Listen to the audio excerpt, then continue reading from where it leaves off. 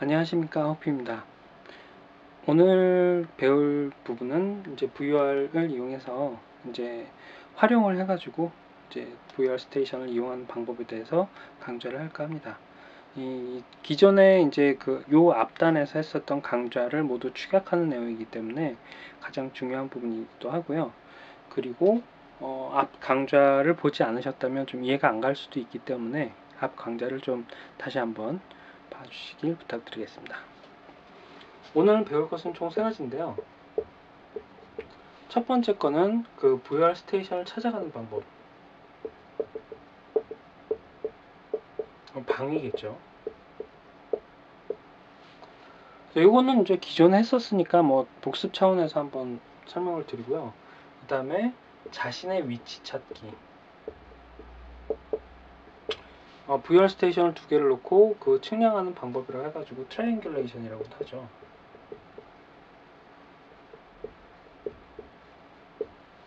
자신의 위치를 찾는 방법. 그 다음에 마지막으로는 VR 스테이션을 이용한 루트. 자, 근데 여기에서 그 3번에서 중요한 건 뭐냐면요. VR 스테이션을 거치지 않고 루트를 짜는 방법입니다.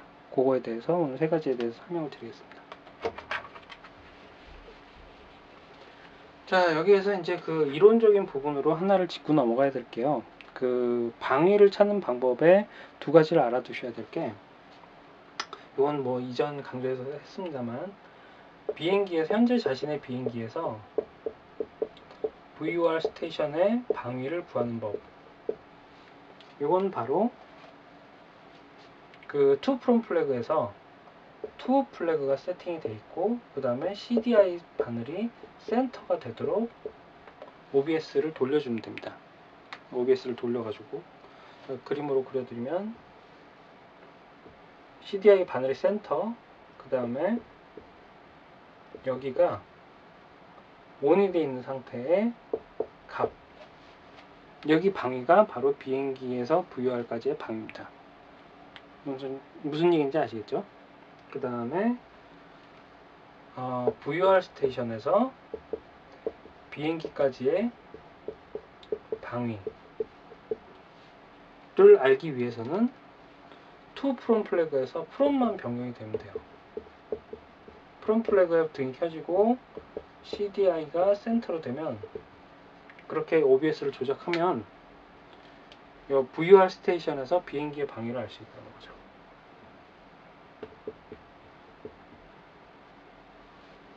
자, 이게 이해가 안 되시는 분들은 이전 강좌를 봐주시기 바라겠습니다. 이거는 이제 이렇게 해서 찾을 수 있다는 거 알려드리는 거고요.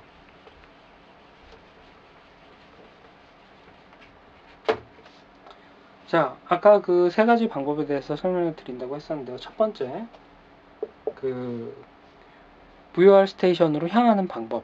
그러니까 이륙을 할 때 보통 이제 준비를 해야죠. 그래서 내비게이션 프리퀀시를 세팅을 합니다. 뭐 111.40이었다 세팅을 해요.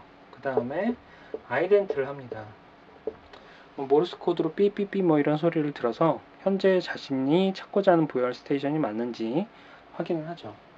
자, 여기서 주의하실 거는 FSX는 그 실제 그 환경을 제한을 해놨기 때문에 보통 1000피트 이상 뜨지 않으면 여기에 안 잡힐 수가 있습니다. 그건 감안을 해주시고요. 뭐 상황에 따라 다릅니다만. 세 번째로 방금처럼 비행기에서 VR 스테이션의 방위를 알아야 되기 때문에 투 플래그 CDI 센터를 해서 방위를 알아야 됩니다. 그러면 VR 스테이션까지의 방위가 나오겠죠. 그 다음에 여기에서 구한 방위로 헤딩을 정해놓고 비행을 하면 됩니다. 이게 요 4단계가 비행기가 이제 이륙을 해서 VR 스테이션으로 찾아가는 방법이죠. 뭐 요거는 이제 이전에 한번 설명을 드렸으니까. 두 번째, 갑자기 자신이 어디 있는지 장소를 잊어버린 거예요. 그래가지고 내가 지금 어디 있는가 그걸 알고 싶을 때 이제 뭐 기본으로 알아야 되는 거는 있습니다. 지도가 있을 거예요. 지도가 있는데 VOR 스테이션이 거기에 다 표기가 되어 있거든요. 그래서 VOR 스테이션 A라는 데가 있고 VOR 스테이션 B라는 곳이 있습니다. 이 두 곳을 통해서 자신의 위치를 측정하는 방법, 트라이앵귤레이션 하는 방법인데요. 첫 번째로 주파수를 세팅을 하죠. 그 다음 아이덴트 하고 여기까지는 똑같습니다. 세 번째, 아까 했던 반대로 프롬 플래그를 확인하고 CDI를 센터로 놓습니다. 요게 이제 중요하죠. 그래서 양쪽을 똑같이 수행을 한 다음에 방위각을 알아내는 거예요. 그러면은 이렇게 프롬하고 CDI 센터가 되면 어떻게 된다고 말씀드렸었죠. 바로 VOR 스테이션에서 그 비행기까지의 방위를 구할 수가 있게 되는 겁니다. 자, 그러면 이렇게 됐을 때는 뭐 여기다 이런 방위가 나왔다. 그럼 두 개를 지도상에서 그어보는 거예요. 그 방위로, 해당 방위로. 그러면은 여기가 지금 현재 자신의 비행기가 위치하고 있는 곳입니다. 네, 두 번째고 이제 마지막. 실제로도 이건 많이 사용을 하는데요. 요 강좌는 제가 잘 못 봤습니다. 그 몇몇 강좌 사이트 빼고는. VOR 스테이션이 있는데 활주로가 뭐 요쯤에 있었다 가정을 할게요. 그리고 바람 때문에 이쪽으로 랜딩을 해야 된다 라고 했을 때 비행기가 현재 이쪽으로 오고 있습니다. 이쪽으로 오고 있는데 이 방향으로 가고 있을 때 VOR 스테이션을 거쳐서 가야 되느냐, 그러면 어떻게 되냐면 요런 코스로 가야 될 거예요. 그렇죠?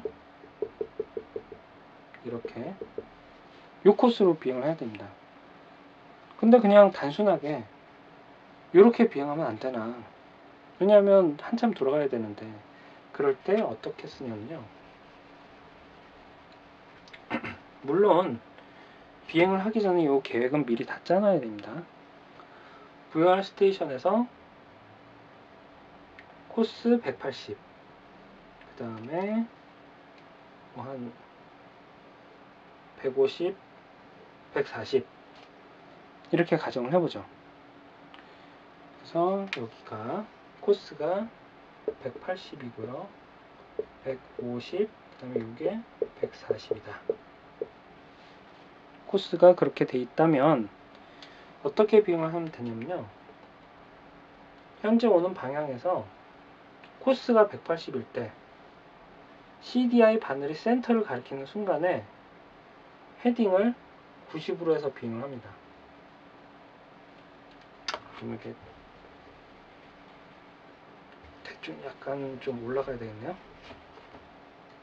자, 이렇게 했을 때 센터가 왔을 때 이렇게 비행을 하고요. 그 다음에 150으로 돌려서 맞춘 다음에 여기에 또 CDI 센터가 왔을 때 45도로 비행을 하고, 여기 140으로 맞춘 다음에 센터가 됐을 때 360으로 비행을 하게 되면 활주로를 찾게 되는 거죠. 이해가 가시나요?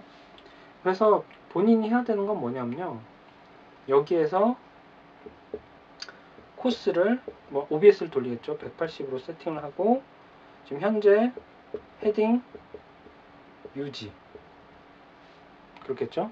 자, 이 부분이 됐을 때 CDI 센터가 되면 무엇을 작업을 해줘야 되나요?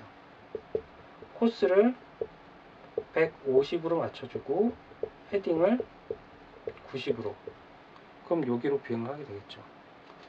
자, 그럼 요 순간이 되면 마찬가지로 코스를 140으로 맞추고 헤딩을 45도로 비행을 해주면 됩니다.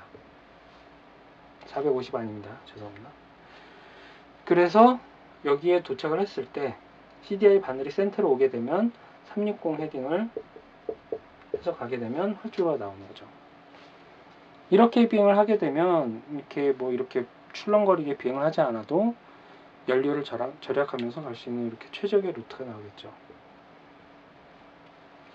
물론 이런 비행 루트는 아까도 말씀드렸습니다만 비행하기 전에 미리 계획을 잡아놓고 그렇게 비행을 하는 거죠. 왜냐면 이렇게 또 돌아가는 이유가 그 실제 공역이 이렇게 있어가지고 여기로 들어가면 막 관제를 받아야 되고 좀 복잡한 부분도 있거든요. 그럴 때는 굳이 여기로 들어가지 않고 이렇게 둘러서 가는 방법도 있습니다. 그렇기 때문에 비행을 하기 전에 미리 계획을 잘 짜놔야 되는 거죠. 여기까지가 VOR 그 강좌의 끝이고요. 좀 이해가 되셨는지 도움이 되셨는지 좀 나름대로 도움이 되셨으면 해서 하긴 했습니다만 도움이 많이 됐으면 좋겠습니다. 여기까지고 뭐 다음에 또 좋은 강좌가 있으면 한번 소개를 시켜드리도록 하겠습니다. 고생하셨습니다.